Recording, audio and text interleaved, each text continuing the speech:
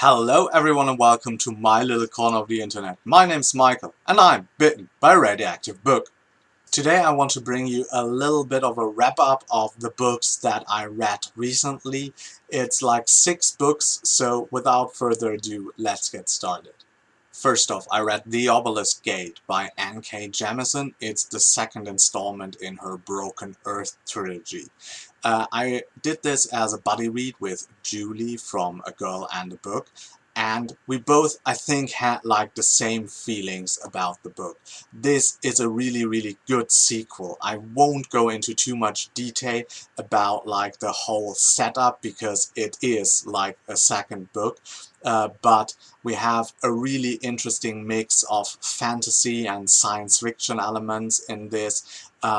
It is a little bit science-y, maybe a little bit too sciencey for me, because we learn more about the manipulation of the Earth and the Earth magic system, and sometimes that went a little bit over my head, I have to admit. And I think people who actually read and love a lot of science fiction will appreciate this even a bit more than I do, but all of the strength that the first one had, the sense of wonder, the interesting and diverse cast of the characters, is in this book as well, and it leads on to a very hopefully promising ending of the trilogy. The third book will be out August 15th, and I'm sure that I'm going to read this one as well. I've rated this 4 stars and really enjoyed it. Next up we have Godblind by Anna Stevens. This is a new author, a grimdark author, grimdark written by female authors. This is something that's coming up and I think that's really exciting. This one basically has the idea that there are the people that live in the north, and some of them are like a tribal culture and they follow the red gods, and the red gods are very bloody gods that need constant sacrifice. The red gods have been like exiled by the light gods that are worshipped in the south, and yeah, the followers of the red god trying to bring back their old gods, and with this there comes a lot of usurping of thrones, backstabbing,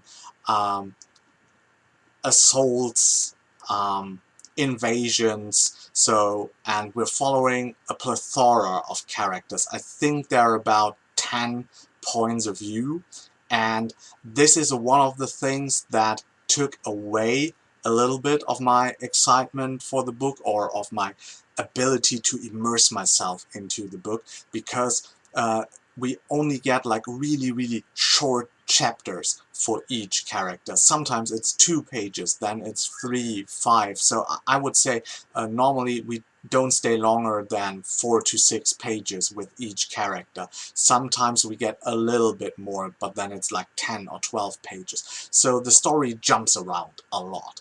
And that is something that I needed to get used to. I read this over a couple of days, so that might be a better read to read in like 2 or 3 sittings. I think the book is between 300 and 400 pages, so not the biggest book. Yeah, but maybe that was why I couldn't like focus too much on this. The second thing that I was not that, I wouldn't say not that fond of, that wouldn't be like the right term, but what I hope would be different would be the world is like a very generic, like grimdark fantasy world.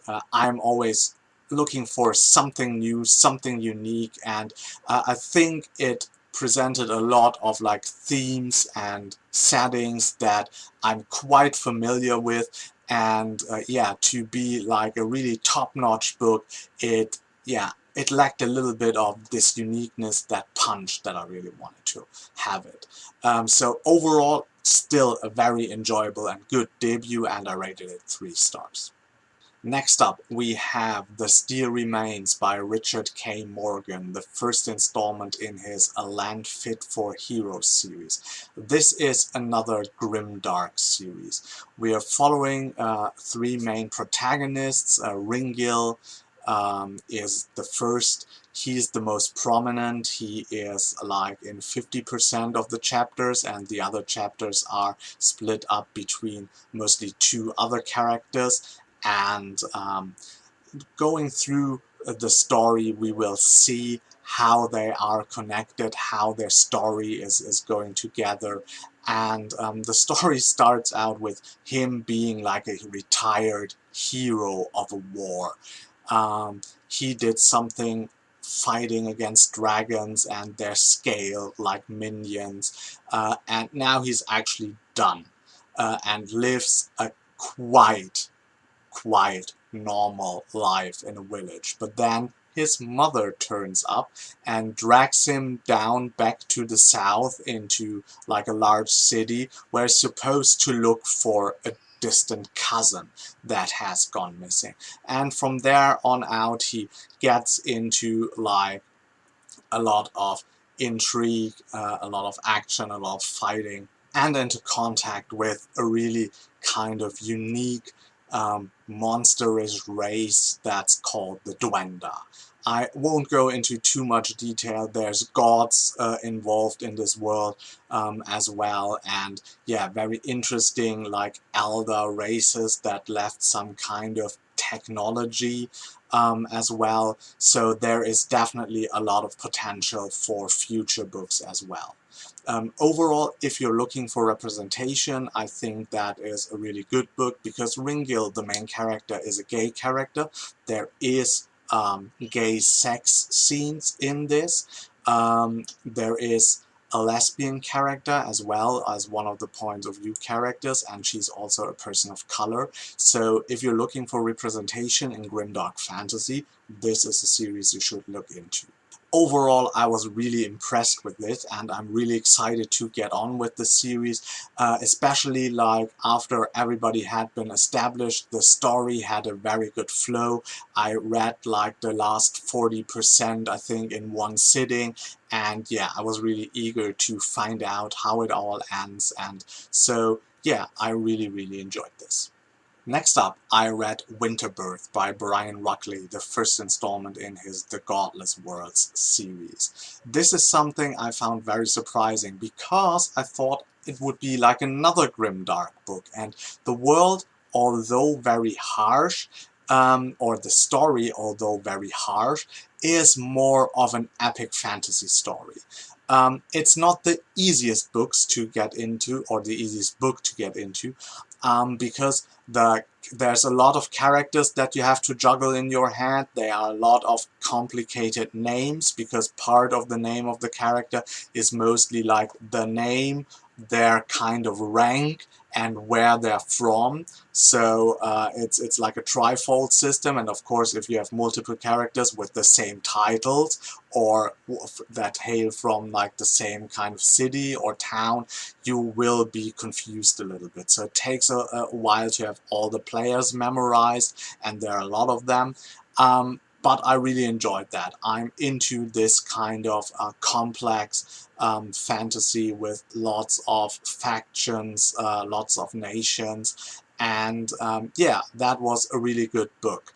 It has some parallels to Godblind by Anna Stevens, because we also have like a twofold, a north and a south, and people who are called Bloods are one in the north, one in the south, and each blood has like a high thane, and there's other thanes, and we're looking into the various families, so there's like power struggles within them. There's also non-human creatures or races living in the forests, like the Kyrenin. There are like different tribes of those, the fox and the white owl, that are battling each other, and we're getting glimpses into all of these worlds, and that's like really interesting. There is maybe like one main character or two main characters, both like from the same blood. I won't go into too much detail, but as you can imagine, with epic fantasies, there are thrones overthrown, people have to flee who are heirs of the family that got killed, and yeah, but This is definitely a book worthwhile for fans of epic fantasy who, yeah, can live with the world having like a little bit harsher like tone. This is somewhere between epic fantasy and grimdark.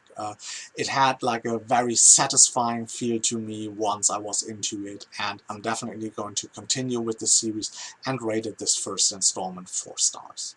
Next up, we have The Magic of Recluce, the first installment in L.E. Modesset's long-running Saga of Recluce series.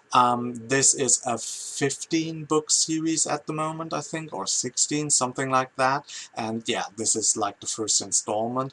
We're following our character Laris, and Laris is from Recluce, and Recluce is very much determined. It's a nation or an island where everybody is devoted to order, and people apparently who question that are, in the best Gandalf terms of ways, disturbers of the peace. And for some reason Recluce is like very, yeah, proactive with these people, because everybody that not devotes like to 100% to their very quiet and ordered society, they are sent on the Danger Geld. And the Danger Geld is like, oh yeah, you get exiled from the island for a while to fulfill a task, to make a journey, to come to terms with yourself and find out if you want to be and can be like a productive member of Recluce, or if you want to be in the outside world. So we have a typical coming-of-age story where the main protagonist learns to be like a magician, maybe an order master, maybe a chaos master. He's also trained as a woodwright, actually, and so there's a lot of wood making in this story, and there we come a little bit into some of my issues I had with this book. The book overall is really slow. We have a slow beginning when the characters are in Recluce that gets a little bit more exciting when they are like prepared for the Danger Geld. Then he meets some other interesting characters, they're trained for a little while, and then they are sent on the Danger Geld. That happens like in the first third of the book. And then there's like a lot of wandering through very uninteresting landscapes. Like nothing I've seen before. There's not much sense of wonder. There's 1 or 2 scenes where I was like, oh yeah, that's kind of cool, but most of the time it's like really going on and on and on. And then he works with sheep, and then he's wandering some more, and then he works with wood, and with more wood, and there's an explanation of wood making, and yeah, and then somewhere in between there's a weird story that is actually kind of exciting with a Chaos Master that's going after him. Wow, yeah, but oh, the wood making and the sheep herding and the wandering, oh my god. Yeah. The ending is a little bit better, but yeah, for most of the time I had to really force myself to get through this book, and I don't know, maybe if you're into like historical fiction that is really going into like the apprenticeship of characters that learn certain trades, that might be a little bit more interesting for you. If you're more into those kind of slow burning books that might come more from, I don't really want to say character development. I don't actually know if there's so much character development in Laris. There's a little bit, but maybe not as much as I would have hoped for him. Yeah, so overall, that was an okay read for me, and an okay read for me with my star rating system is a 2-star read, so that is what I gave the book. One of the things that I thoroughly didn't like is that there's a lot of onomatopoeia in it. There are pages that are like, wee, made the horse, and caw-caw, the raven made. and thunk, thunk, thunk, thunk.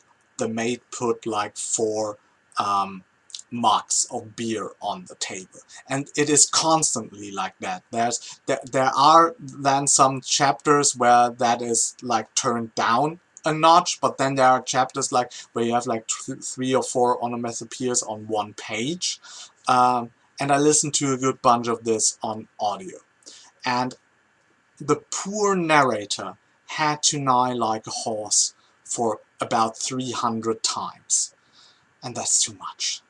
L.E. Modessa Jr., this is too much. And last but not least, I read Blackwing by Ed McDonald.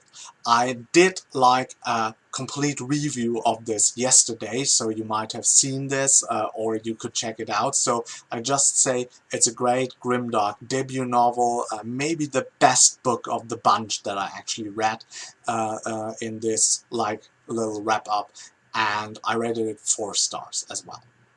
So that's it for today. I hope you liked this little wrap up.